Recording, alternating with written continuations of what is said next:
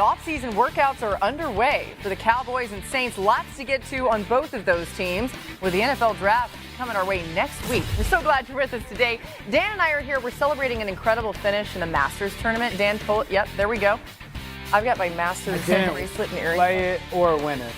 Congratulations, I loved it. It was exceptional. Mina Kimes, Adam Schefter, joining us, of course, for the hour. Let's begin with the Cowboys, you guys. The Cowboys have had a lot of turnover this offseason. Mike McCarthy is out. Brian Schottenheimer, the new head coach.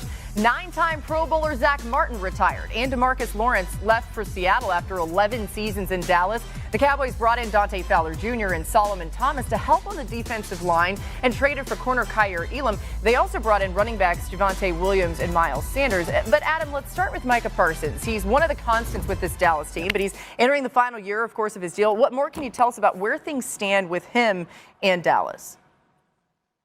Well, interesting today, Laura, the fact that he was in attendance for the first day of the voluntary off-season workout program, because he wasn't always there in much of the parts of the last two off seasons. But today, on the first day that Brian Schottenheimer really takes over coaching his team, Micah Parsons was there. And I think it's reflective of the ongoing conversations that the two sides have had this offseason, or should we say that Micah Parsons and Jerry Jones have had this offseason, where it seems like it's tracking at some point for the two sides to be able to get a deal done. There's no reason that the Cowboys shouldn't be able to get a deal done with Micah Parsons at some point this offseason. Don't think there's very much new there right now, but I think there has been some progress. There's a good feeling on both sides, and there's a belief that this deal can and eventually will get done for both sides. Both sides need it to get done, and it certainly sounds like it has a real chance to get done this offseason. And the fact that Micah was there,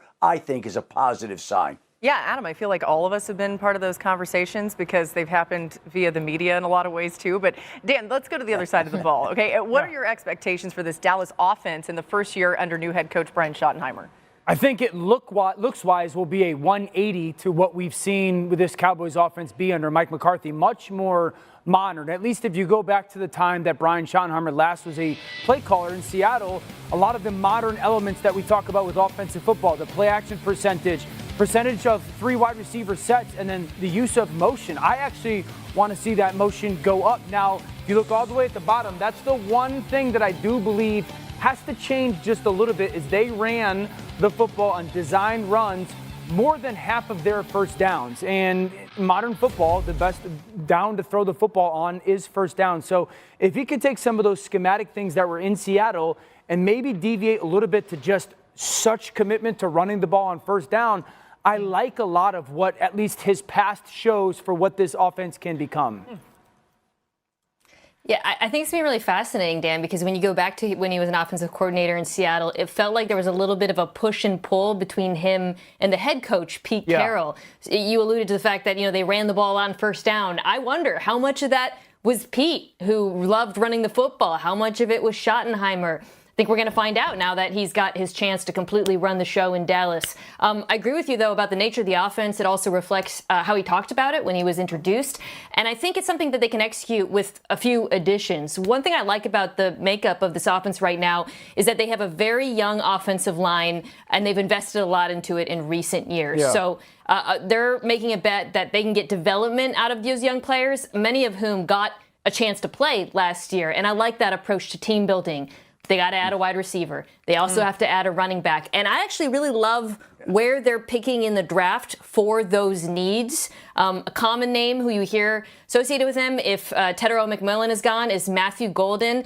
Dan talked about the motion, the play action. Having somebody with that sort of speed to line up at the Z receiver outside of CeeDee Lamb, I really like that pairing, especially in the context of the offense you described. I like both of them receiver-wise in Dallas. I actually think Dallas should take a first-round wide receiver at number 12. McMillan, completely opposite skill set and body frame than CeeDee Lamb. I like the Golden element and something, Mina, that he's done at Texas. When I go and look at that graphic that we put up about Schottenheimer, that second level was the 3 wide receiver sets. They were top 10 in the NFL. You can't do that right now in Dallas. Yeah. So that's not only a need for them, but it's also like the schematic way that Schottenheimer, at least in his past, again, wants to play football. Be interesting if they do end up going wide receiver with that pick in the first round. Yeah. McMillan is I think that they big should. body. He can win in matchups, and then you've got Golden, who's just so fast, and he's a big play guy too. All right, so we did know, Adam, that Dak Prescott is feeling healthier. What's going on with his status right now? Yeah. Well, he feels like he's recovered from that hamstring injury that ended last season. And he feels like if they played a game today, which they're not, he could play in that game if they had to. Now, they'll manage it here during the offseason, and they'll treat it with great care and caution as they have. But Dak Prescott is trending the right way, and he's going to be full go, ready to go for the start of training camp this summer. So that is all very encouraging for the Dallas Cowboys, the fact that Dak Prescott has recovered the way he has. All right, we'll leave that here. Keep an eye on the Cowboys for sure. But let's go to the Saints, whose offseason workouts also begin today. Derek Carr is dealing with a shoulder injury. More injury updates from Adam. What more can you tell us about Carr's injury and what it means for the Saints QB room, Adam?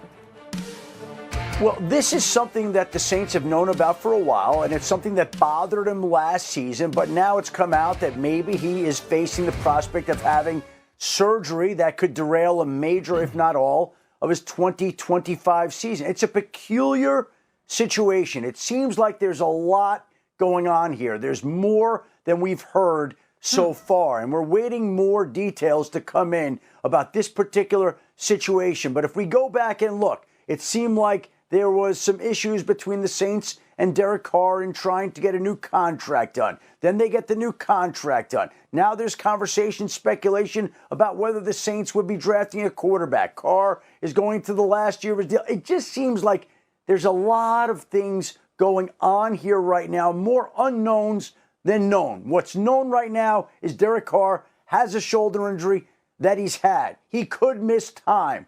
And now we wait to see what's causing that, where it goes, what happens. A lot to still be determined in this particular situation. When Adam frames something that way, it means, okay, pay attention to this. Watch this. Something's happening there.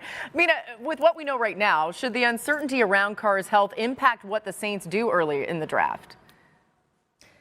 No, absolutely not. If they loved one of the quarterbacks enough to draft him with Derek Carr, go ahead and take him. But Derek Carr's injury shouldn't make them reach for a quarterback or change their mind. It really comes down to how they evaluate those two players, Shedeur Sanders and Jackson Dart, after Cam Ward, who's going to be gone by then. And I'll add this, Stan, a concern of mine with the Saints taking a quarterback is this team is very far from being a quarterback away, and I would worry a little bit about a young quarterback being thrust into action.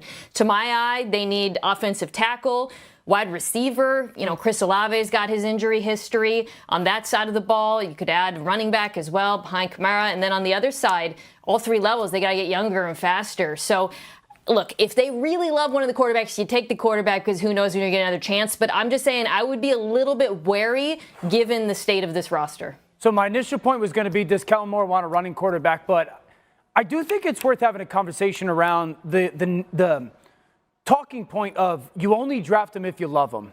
What happens if you really like them? You know, there are quarterbacks that are just good players. And if teams are